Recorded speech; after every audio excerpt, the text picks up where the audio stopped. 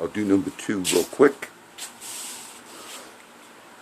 Why do they send letters when they have all that evidence of robbery and theft, meaning videos from the neighborhood crime? What they do when they send a letter to a resident that says, we've decided there's not enough evidence, video, name, address, person, with, according to another CCPD friend of my son-in-law, that they knew that, oh yeah, he's out robbing. As soon as they send a letter like that, for their records, they consider it case solved or case closed.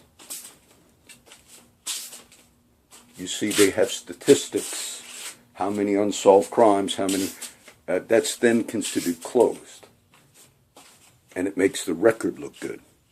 I have one of my friends I have not seen now, Austin. And I've been asking, because Cameron used to tell me that there are ways here, John, where there are murders committed that are never reported. And I used to say to Cameron, no, you'd have missing persons. People would report things to the police. My son's missing. From what I gather, the ones that are sanctioned within a certain element of corruption within this community, those are the ones you don't hear about. See, say if somebody was killed, this is my parable, and say if that person actually, there were certain corrupt elements within law enforcement that wanted that person killed, and then you went and reported a missing person.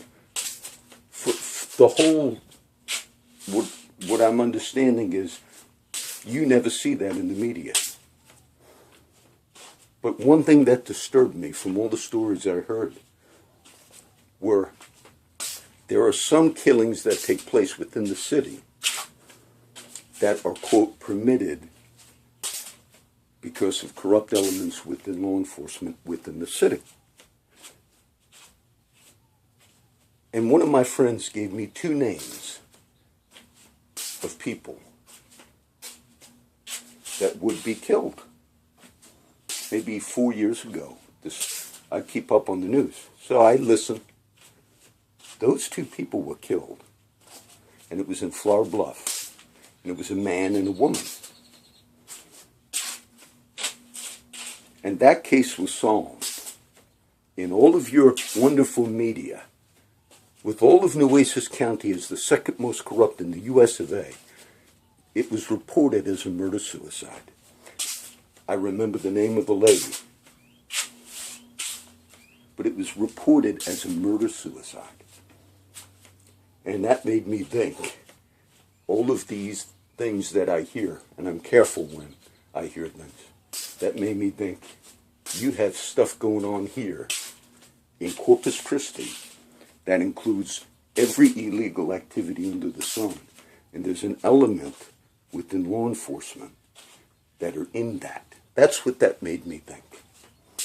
And anybody that's going to relocate to this area, just the way yesterday's news reported, top story on KRS, how could you have more arrests, underground gangs in the city of Corpus Christi, Texas, than in the whole, any other city? These were ICE raids that were done over a period of maybe a month.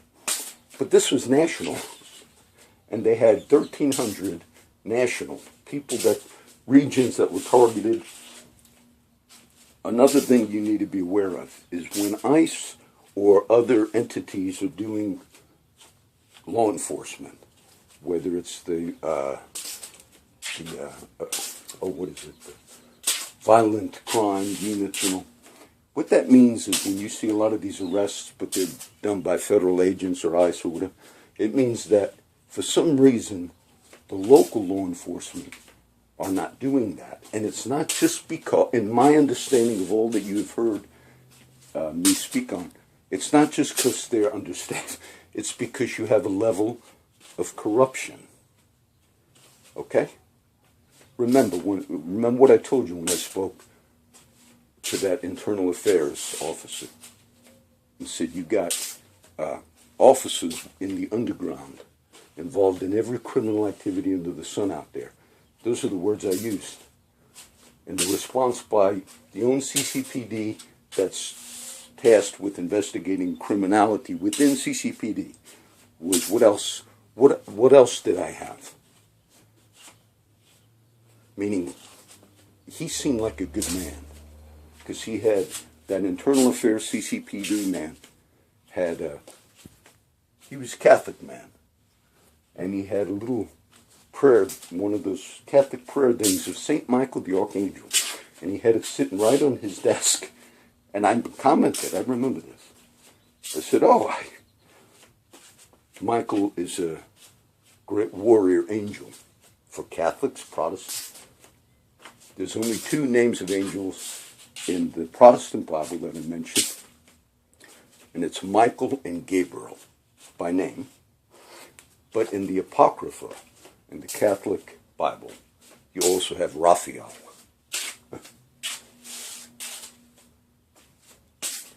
See, there's angel armies. What do the corrupt elements do when they see these videos? Are they out there? They're out. What can we do? You know, I gave you over all the years. They laugh. They laugh because they know they've been doing this for so long. They laugh. You have such an embedded. That's just proof. The ice rays. That's just proof of everything I've been telling you. And what does the local CCPD do when Hooper or other people speak in the media? That's nothing. No, the statistics are wrong. No, that's...